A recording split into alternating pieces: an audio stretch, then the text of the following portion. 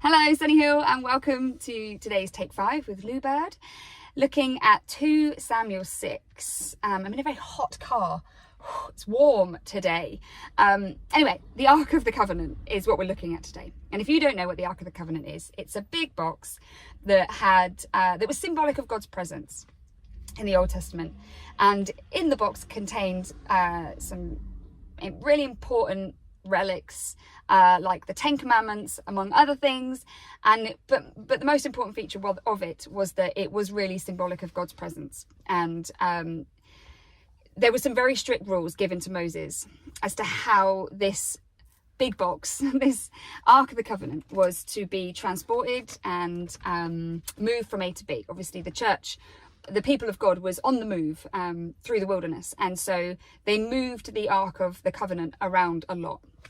And God was specific about how to do that. That's important because in 2 Samuel chapter 6, we see that the Ark is going to be brought back to Jerusalem. So where the Ark is right now, that's probably helpful to know. The Ark right now, the Ark of the Covenant right now, is in Abinadab's, on Abinadab's land. So prior to it having been stored on Abinadab's land for about 20 years, it had actually been stolen by the Philistines.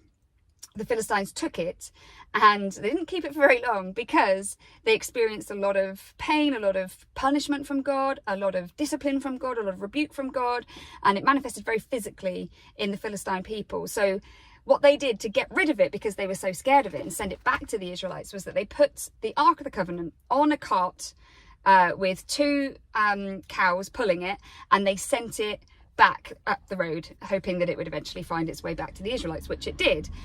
When the Israelites got it back, 70 of them died because they had a little peek inside. Not allowed to do that either. No. So the people of God were also quite afraid of the power of God's presence within and around the Ark of the Covenant. So they stored it at Abinadab's house. It had been there 20 years, and we pick up the story now where David says he wants it back in Jerusalem.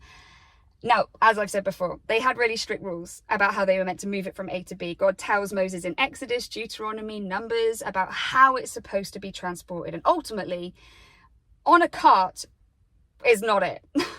They were supposed to carry it. The Levites, the priests, they were supposed to carry God's presence on poles, walking slowly, so that they could carefully maneuver this box. Now, what happened is it had been put on this cart because I guess they'd seen the Philistines do it and they thought, that'll work. That worked. We got it back this way. Clearly, God didn't really have too much of an issue. Maybe he wasn't really that, stuck to those rules that he gave Moses. Or maybe even they'd forgotten, to be fair. It had been 20 years.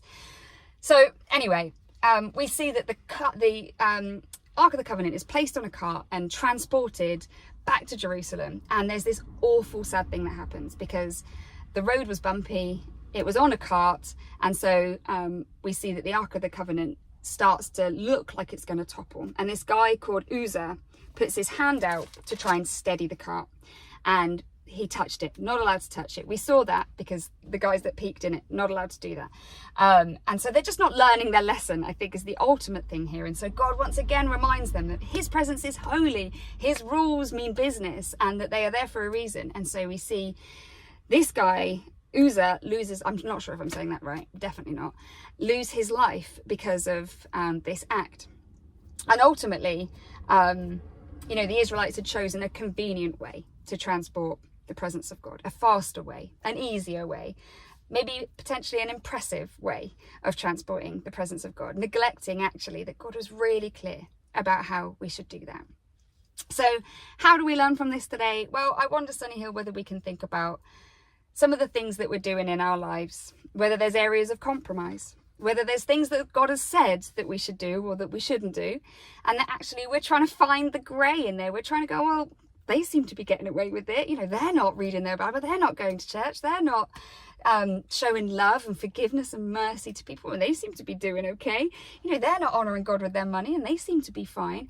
Maybe we're finding compromise in our life. And actually, this is a really good reminder that God hasn't changed. He is the same God of the Old Testament. We have Jesus that stands in the gap now, so that there is no messing up and falling foul to this degree like Uzzah, where he's just punished from it. But let's not forget that God is always still about the slow, that maybe there's quick routes that we're trying to get to places, there's impressive looking things that we're trying to do to make it look like we've got it all together, or faster, easier routes that we're trying to take towards actually something that God wants us to do purposefully, reverently, carefully. And so maybe spend some time now reflecting in prayer about what we can learn from this passage, about his presence and about how we outwork his presence in our life, and how we can be mindful that, you know, God is a powerful God. He's a God of justice, and he's a God who hasn't changed. Have a great day, Sunny Hill. I'll see you tomorrow. Oh, it's hot.